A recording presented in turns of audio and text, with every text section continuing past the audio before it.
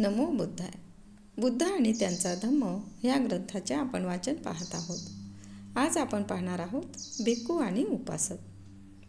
धम्मामध्ये भिक्खूचा धम्म आणि उपासकाचा धम्म यात विशेष भेद करण्यात आला आहे. भिक्खू हा ब्रह्मचर्याला बांधलेला आहे. ही गोष्ट उपासकाची नाही. त्याला लग्न करता येते. भिक्खूला घर अथवा कुटुंब असू शकत नाही. ह्याच्या उलट उपासकाला घर आणि कुटुंब असू शकते. भिक्खूला मालमत्ता बाळगता येत नाही. उपासकाला ती ठेवता येते. भिक्खूला हत्या न करण्याचा निर्बंध आहे.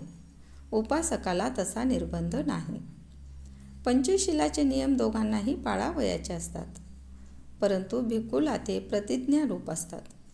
ते मोडल्यास तो शिक्षेस पात्र होतो.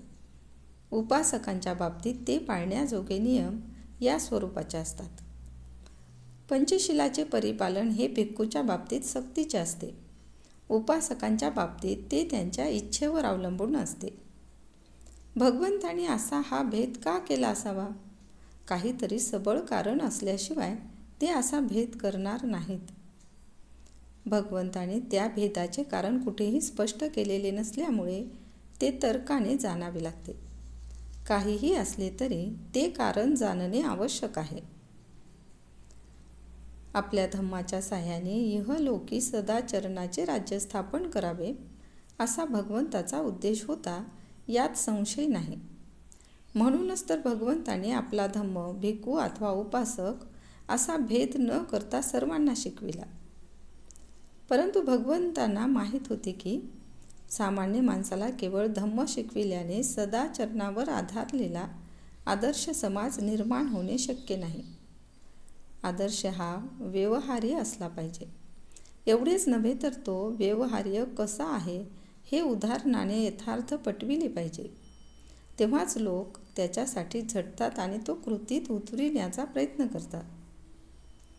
ही अशी झटण्याची वृत्ती निर्माण करण्यासाठी आणि सामान्य माणसाला हा आदर्श अव्यवहार्य नसून व्यवहार्य आहे हे पटवण्यासाठी त्या आदर्शानुसार वर्तन ठेवणाऱ्या समाजाचे चित्र सामान्य माणसापुढे ठेवणे आवश्यक आहे. संघ म्हणजे भगवंतांनी शिकविलेल्या धम्माचे आचरण करणाऱ्या समाजाचा नमुना आहे. म्हणूनच भगवंतांनी भिक्खू आणि उपासक यांच्यामध्ये भेद केला. भिक्खू म्हणजे बुद्धाचा आदर्श समाजाला मार्ग दाखविणारा प्रकाश आणि शक्यतो त्या भिक्खूच्या पावलावर पाऊल ठेवून जाणे हे उपासकाचे काम आहे. दुसऱ्या एका प्रश्नाचे उत्तर देणे आवश्यक आहे आणि तो प्रश्न म्हणजे भिक्खूचे कार्य काय? भिक्खूने केवळ व्यक्तिगत साधनेला वाहून घ्यावयाचे की त्याने लोकांना मार्गदर्शन करून त्यांची सेवा करायची? त्याने दोन्हीही कार्य केली पाहिजेत. व्यक्तिगत साधनेशिवाय तो मार्गदर्शनास लायक ठरत नाही. म्हणून तो स्वतः प्रथम संपूर्ण सर्वश्रेष्ठ धार्मिक ज्ञानसंपन्न अशी व्यक्ती असली पाहिजे. यासाठीच त्याने व्यक्तिगत साधना करण्याचा सतत प्रयत्न केला पाहिजे. भिक्खू गृहत्याग करतो, परंतु तो जगापासून निवृत्त होत नाही. गृहत्याग करण्यात त्याचा हेतू ज्यांना गृहसंबंधी आसक्ती वाटते, परंतु ज्यांचे जीवन दुःख आणि दैन्य यांनी भरलेले असून जे असहाय्य असतात, अशा गृहस्थांची किंवा अशा लोकांची सेवा करण्याची संधी व स्वातंत्र्य मिळावे हा असतो. धम्माचे मूल तत्व करुणा हे आहे आणि त्या तत्वानुसार प्रत्येकाने प्राणीमात्रावर प्रेम केले पाहिजे आणि त्यांची सेवा केली पाहिजे. भिक्खू करुणेच्या परिपालनास अपवाद नाही. भिक्खू आध्यात्मिक संस्कारात कितीही परिपूर्ण असला तरी जर तो मानवजातीच्या दुःखाबाबत उदासीन असेल तर तो भिक्खू या संज्ञेला पात्र ठरत नाही. त्याला इतर काही संज्ञेने संबोधिता येईल, पण भिक्खू या संज्ञेने नाही.